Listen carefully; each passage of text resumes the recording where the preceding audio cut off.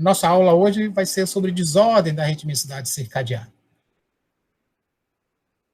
Então, né, nós vimos até sincronização pontual, né, que é momentânea, que é o caso, por exemplo, né, do trabalho em turno, que fica provocando, ou né, o jet lag.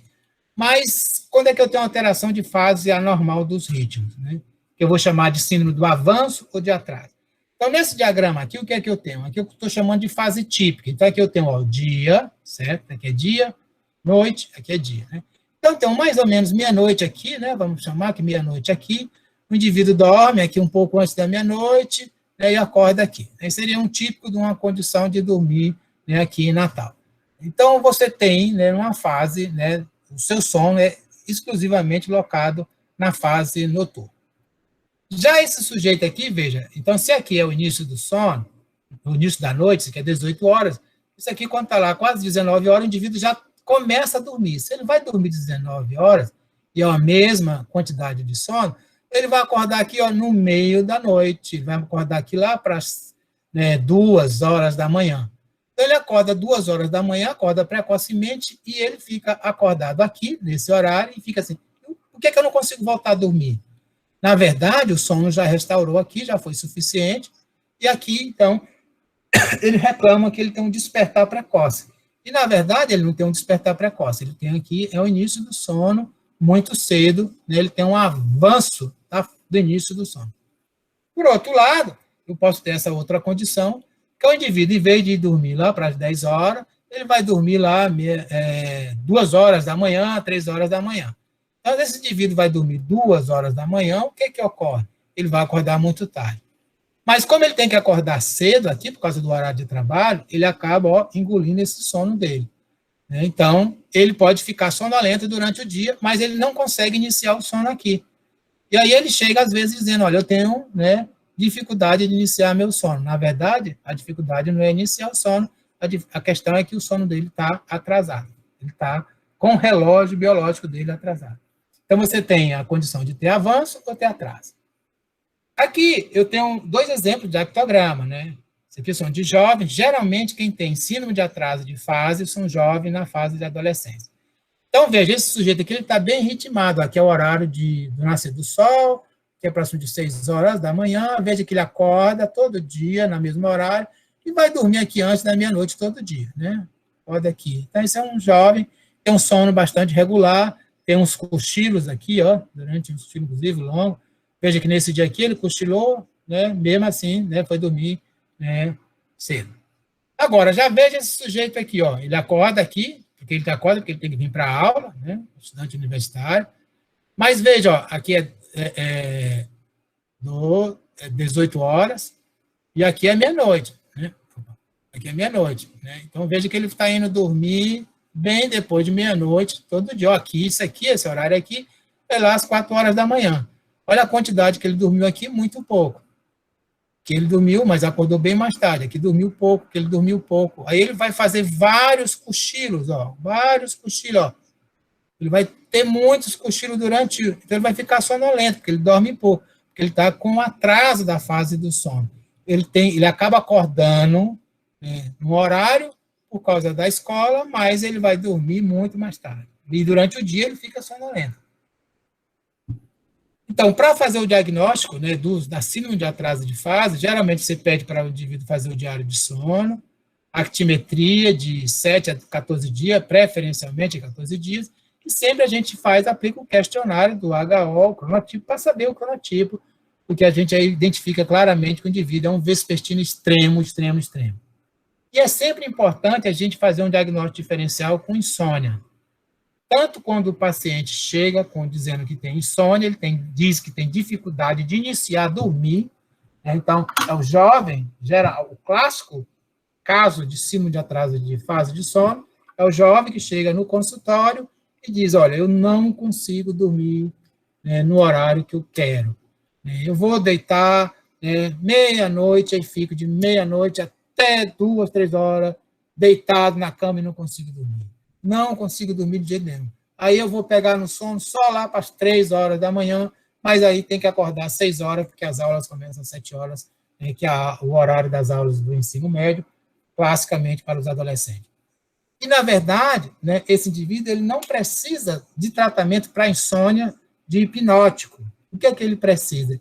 Ele precisa de, primeiro, fazer uma avaliação cronobiológica, para ver o quanto que ele tem de atraso, desfase do sono dele, para ver avaliar se você tem que fazer um teste, se você consegue avançar o sono dele, e se não conseguir avançar o sono, e o quanto que você consegue, né, fazer com que ele mude, né, o horário da escola.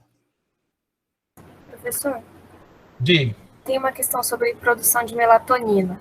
Pergunta se essa produção depende mais de fatores endógenos ou exógenos, como a luz, uma vez que indivíduos que tentam dormir mais cedo na ausência de luz ainda tendem a dormir no mesmo horário no habitual. Isso, muito boa essa pergunta, né? Porque essa pergunta é importante, porque veja bem, para o indivíduo que tem síndrome de atraso de fase, o relógio biológico dele está atrasado. Então, o núcleo supraquiasmático vai sinalizar para a pineal, né, produzir melatonina muito mais tarde. Não adianta ele estar no escuro. Porque, na verdade, não é o escuro em si que faz a produção de melatonina. Certo? Embora o claro iniba a melatonina, né? Iniba a produção de melatonina, certo? De uma forma ativa, né? De uma forma tônica. Mas é o núcleo supraquiasmático que vai, de uma forma fásica, ou seja, que vai temporizar a pineal para produzir melatonina. Então, o indivíduo que tem lá síndrome de atraso de fase, ele não vai produzir a melatonina logo cedo que ele deita porque ele está num ambiente escuro. Não. Ele só vai produzir melatonina lá na frente, certo? Então, em vez, ele vai deitar 2 horas, ele não consegue dormir, só vai dormir lá às 4 horas, a melatonina dele, na hora que você vai avaliar, está lá começando a subir 3 horas da madrugada, certo? Então, é importante ver isso, certo? Então, aqui a gente tem, né, nesse aspecto, né, é que a gente coloca, né, a necessidade de, nesses casos, desses pacientes, a gente usar a melatonina, certo? E aí eu vou, né, agora usar a melatonina exógena para simular para ele. Porque lembre-se que eu mostrei na aula de melatonina que quando você libera a melatonina, né, você tem um núcleo supraquiasmático pelo sistema simpático, projetando lá na pineal, promovendo a liberação ou não. E quando a melatonina é liberada, ela age sobre os núcleos supraquiasmáticos, porque nos neurônios do núcleo supraquiasmático tem receptores para melatonina. Então, é um mecanismo de retroalimentação. Então, você tem um mecanismo de retroalimentação da melatonina para ajustar o núcleo supraquiasmático. E é por isso que a gente usa exogenamente, né, a melatonina para ajustar, né, a ritmicidade. Então, quando eu tenho aqui, no caso, a síndrome de afase, né, que basicamente o ciclo sono-vigília, ele vai para a cama e acorda muito tarde, né, vai lá entre 2 a 6 horas da manhã e vai acordar entre 10 e 13 horas da manhã, tá? A população geralmente é comum nos adolescentes e ela é muito rara em indivíduos mais de idade, certo? O tratamento melatonina, e aqui a gente sempre começa com uma dose elevada, de 5 a 10 miligramas de melatonina, certo? Aí aqui é bem diferente, certo? A gente usa, por exemplo, 5 horas antes, que o indivíduo vai dormir aqui, ó, 2 horas, né? Então, a gente vai usar lá às 9 horas da noite, ele vai começar a usar a melatonina, certo? Aqui a luz, né, luz intensa, no caso, por exemplo, quando eu tenho um atraso, a luz intensa pela manhã. Então, o indivíduo acorda, na hora que ele acorda cedo, no horário, mesmo ele tendo sonolência, a primeira coisa que ele faz é se expor à grande intensidade de luz. E aqui o que a gente chama de cronoterapia, né, tanto o uso da melatonina, né, o uso de luz, a orientação comportamental para que ele vá atrasando o seu horário de sono progressivamente para chegar na cama. O que é que a gente diz aqui no caso de atrasar, né? Ele não já está atrasado, mas é porque, na verdade, eu vou fazer uma inversão. Então, eu tenho um grande amigo, ele foi meu aluno de medicina há alguns anos atrás, né, lá no início desse século, ele tinha atraso de fase, né? Então, quando ele chegava nas férias, ele ficava, né, totalmente invertido. Então, a gente sempre, quando estava para começar as aulas, lá para o mês de fevereiro, eu colocava um zactímetro nele e começava a orientar ele a atrasar. Então, cada dia ele atrasava aproximadamente, né, entre 1 a 1h30, até chegar o horário de dormir dele. Ele estava indo dormir Às 6 da manhã, ia mudando, até chegar, né, às 10, 11 da noite, e quando chegava ali, a gente fazia como se fosse, né, uma trava, né, e ficava como, por exemplo, para acoplar o início do sono naquele horário. E ali sempre com, né, ele indo para a cama sempre naquele horário. Os indivíduos que têm a síndrome de avanço de fase, né, é que eles vão para a cama muito cedo, né, tipo 6 horas da manhã, né, e acordam de madrugada. Isso é raro, né, geralmente essa síndrome é uma mutação, isso é genética, existe várias famílias, aqui no Brasil especificamente eu não conheço nenhum caso, mas na Europa, nos Estados Unidos tem vários casos demonstrando, e o tratamento aqui no caso é luz, né, no início da noite, né, muito intenso, né, e cronoterapia. Né. Aqui no caso a gente pode até pensar em uso de melatonina pela manhã, tal, mas, né, não tem muitos estudos mostrando a eficácia da melatonina pela manhã. Né. Esses estudos aqui, veja-se que tudo já é consenso, já tem vários estudos feitos, definindo essa dose e tal, para melatonina na síndrome de atraso de fase. A outra condição, né, que é a condição que a gente chama do sono vigília em livre curso. Né. Então, aqui eu tenho 3 exemplos, né, tem esse caso aqui, né, em livre curso, esse aqui é um outro caso, né, também em livre curso, aqui também é um outro caso em livre curso. Né. Então, essa condição, ela é comum, a gente chama do ritmo não 24 horas, ela é comum em pacientes cegos, o que é mais comum a gente ver nos pacientes, né, nessa síndrome em paciente cego, também em alguns pacientes depressivos, isso pode acontecer, em neurodegeneração, Alzheimer, né, Parkinson, né, algumas encefalites, pós-encefalites, isso pode acontecer. Inclusive, tem alguns pesquisadores, né, preocupados, achando que alguns pacientes, inclusive de COVID, que têm lesões no sistema nervoso central, né, eles estão começando a demonstrar que tem alterações rítmicas e que talvez eles possam, né, ter, né, um padrão, né, meio de livre curso.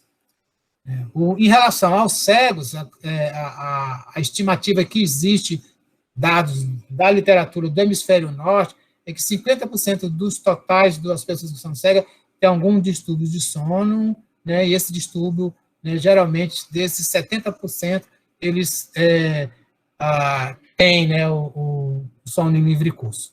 Né. E a outra coisa é esse sono irregular, né? Veja esse caso aqui, ó. Cadê o ritmo dele? Que hora ele vai acordar? Cada dia num horário diferente. Não tem padrão nenhum. Esse é um típico, por exemplo, de um paciente que chega, né, a principal queixa dele é sonolência, diurna e insônia. Eu não consigo dormir. Eu durmo, não volto a dormir. E durante o dia, passo o dia sonolência. Isso é mais comum, né, em crianças com retardo mental.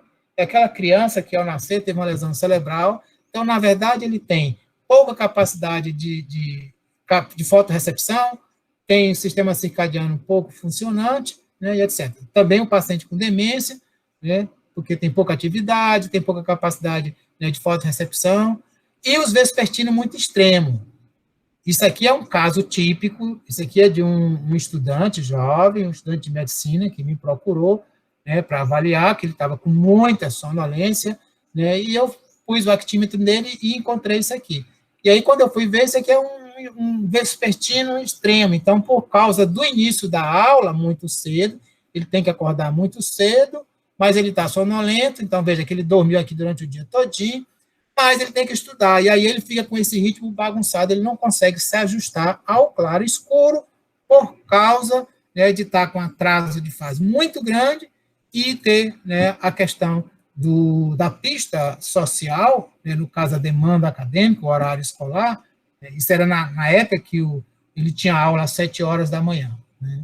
Então, isso é um caso típico de uma pessoa que ele só tem um atraso de fase, né, porque você vê vespertino, mas ele não consegue manter esse atraso de fase porque o horário social, no caso o horário, né, escolar, faz prejudicar e ele fica com sono totalmente irregular.